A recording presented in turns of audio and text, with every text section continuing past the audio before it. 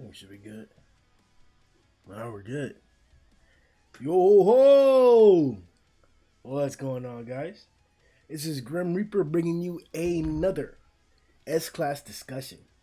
Today, as you know, um, well, not as you know, but as we've done before, we're gonna be covering an individual hero and basically just like breaking them down, addressing all their points, their future, their current, and their past. So let's get it started. For today, we will be discussing the strongest man, King. Whoa. But what I'm telling you, bro, this is like, bro, this nigga's like everything, bro. Like King is everything. Before we get into a little bit more about how great King is, though, make sure you check out our Patreon if you want to support the channel, and hop into the Discord if you want to chat with us about this video topic, any of the videos that we've done throughout the week, or the poll question that's coming up for tomorrow. Just come to the Discord link. The link is in the description below. So King is the strongest hero.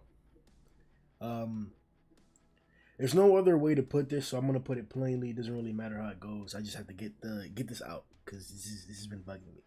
So first you have this insect monster that King beat. Disgusting looking. We don't know how strong it is. He beat it. Then King beats these rabbit monsters with like 2 eyes each, 4 eyes in total individually.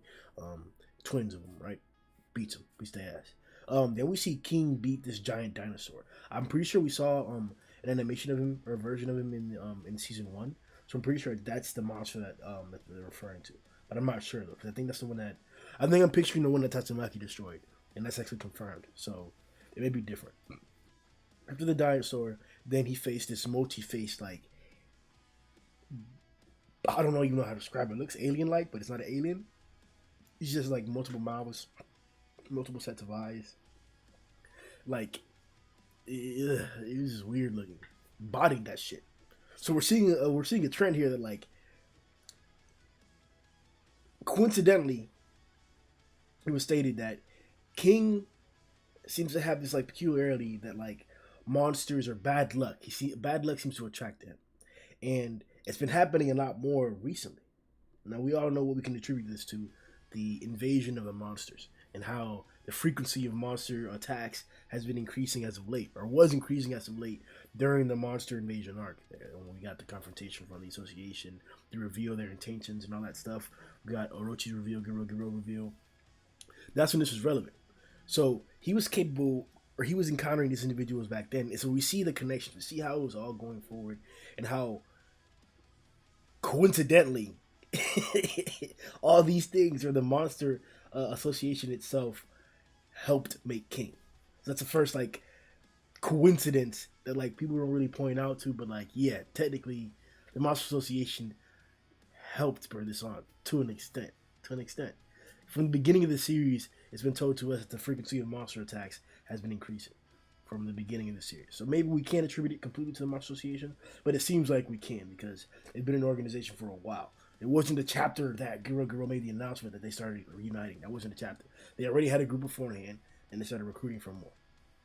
So, with the multi-face monster, we get to the first monster that's on screen that King just fucking bodies.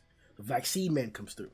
Vaccine Man has these huge ass explosions and shit. His balls are similar to like homeless emperors in the recent chapters, but much more destructive. He also has the ability to amplify in size, and it looks like power and speed and everything too. He's pretty destructive. He's supposed to be a parody of Piccolo, I believe, or an instance using that. I guess that's how he presented it. He was supposed to be like Piccolo or whatever. And King just came in and just fucking bodied that shit. Saved this little girl, as she was like sitting there crying from all the destruction that Vaccine Man was causing. That's when we saw like one of the first few instances of like King just bodying niggas, coming through with the fucking force, just bringing the pain on niggas, bro. And we get to see what King's really about. The next time, because that was the first dragon that we seen him beat. And it wasn't by no means was like that dragon close to his like pinnacle of strength. Because the next one we get Beefcake.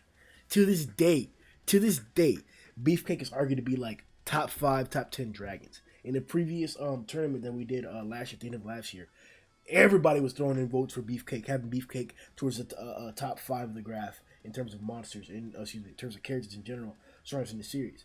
But regardless, with that aside, King came through and bodied that nigga. Beefcake along with his brother Fugao, were doing some research about like amplifying or enhancing the human body. And his brother came up with this serum, had a scientific breakthrough, and gave it to him.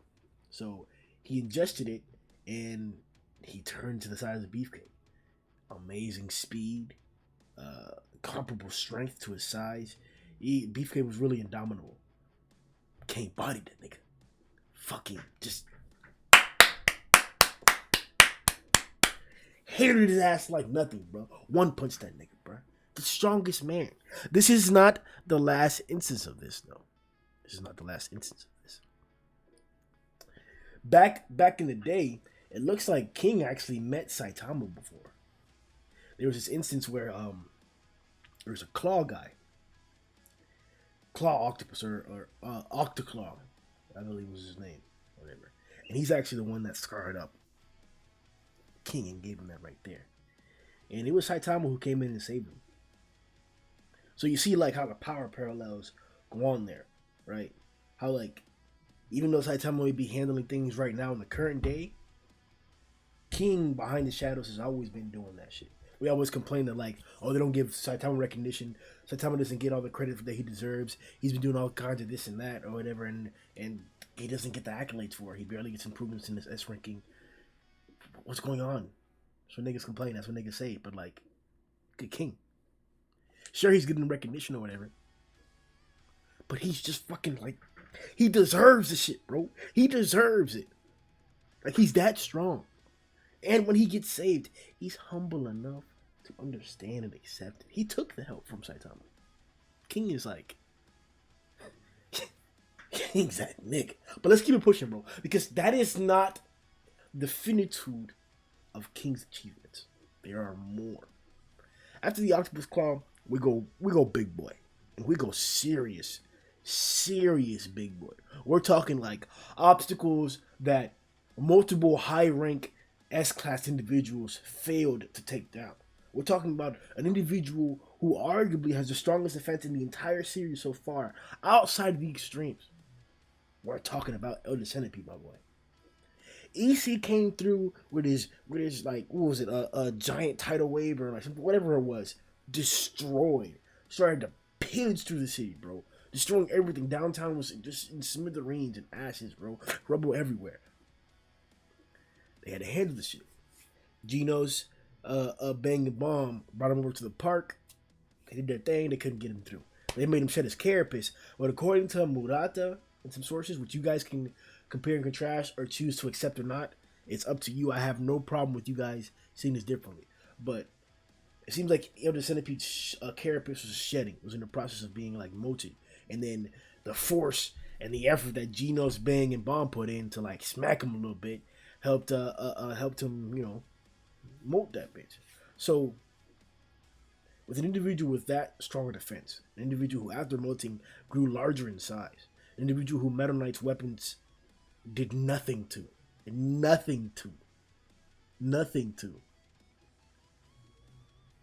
Guess who bodied his ass? Guess who spanked his cheeks? Guess who put him in his place? Guess who let him know who was a real deal? Guess who did what Blast couldn't do? King. King killed Elder Centipede. King came through with that one cannon, bro. That King engine, nigga. Boom! Took care of his ass, bro. What are we talking about here? We're talking about the strongest man. That's what we're talking about here. And once again, he proved it. Once again, his accolades speak for themselves. I don't even need to be here like presenting this case to you. You already know how great, how strong, how indomitable, how powerful, how juggernautish. That's not even a word. Bro. But all those words and not words describe King, bro.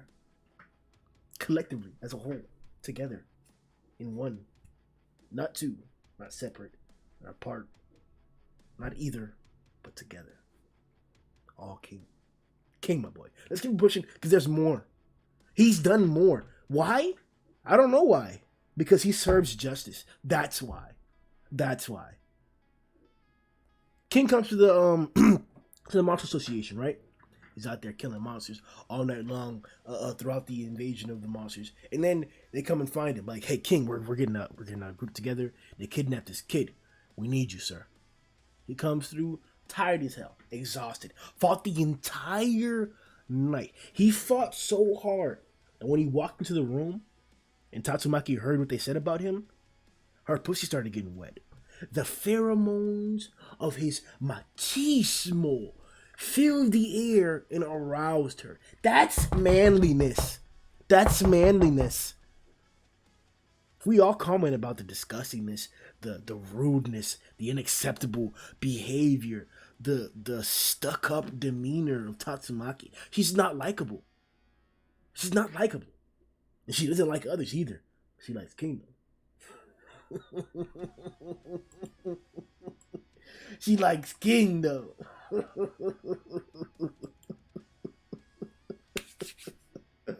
He heads down to the bottom of the base, helping out the guys after a long night of fighting. Tatsumaki, a Mind Mask, Atomic Samurai, Dark Shine, a bunch of guys go down there. A whole collection of individuals go down and bring down the monsters and retrieve the hostage. So King leads the way, and he actually ends up splitting up from the new Fubuki group. And he encounters first a shape-shifting monster. Now, this is difficult. Most heroes would have been tricked because this shape-shifting monster took the complete form of Ganma. Almost completely indistinguishable. Voice, height, appearance, everything. You probably be the same as Ganma. But not to King. And with King's King Engine, he is able to force this shape-shifting monster to melt. Bro, how do you force a monster to melt by just looking at it? It's too much. It's too much. It's too much. It's too much. But arguably, the greatest feat of King, arguably, is defeating Goro. After getting his ass bust by Watchdog, Goro was licking his wounds, but he encountered one final tough stop before he'd go rest. King and Saitama were discussing some intellectual stuff, and then they seen him. This fucking bandit, dirty ass, low dog, old rag of a motherfucker. Garo. And he attacked King. He came for him. Tried to test his strength against the strongest there was, and he got clapped like nothing. King even put the speed moves on him, bro. What you think's gonna have to happen? BAM! And then took him out, bro. Couldn't deal with it. Too many after images, too many figures. Too fast for Goro at that time period. Hopefully Goro will get a rematch with King one day. If not, got bodied and that's that. But King is the strongest hero. King is the strongest man in One Punch Man. And I'm excited to see what other accolades, achievements, feats he can accomplish on screen that we can be proud of. Now, that being said, I'm going to see you boys next time. Tomorrow we're going to be discussing the poll question, the predictions for the week, for the chapter. And obviously we'll be doing a prediction chapter or a prediction video. So we'll see you boys next time. Or we'll see you boys tomorrow for that. Yo ho ho! Damn, bro, what the fuck, dog? I can't even see this shit, dog. Dang, bro. Fuck, bro, I can't even see this shit. Yo ho ho!